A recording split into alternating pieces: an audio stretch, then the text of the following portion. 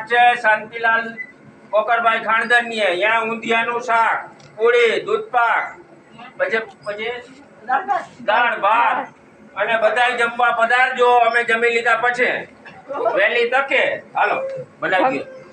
હવે થઈ ગયો આટલું બધું થોડું. અમે જમી લીધા પછી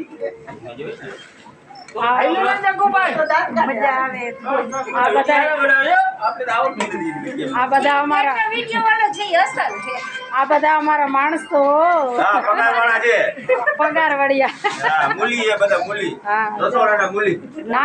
નાના મોટા બધા માણસો કામ કરે છે પાટમાં.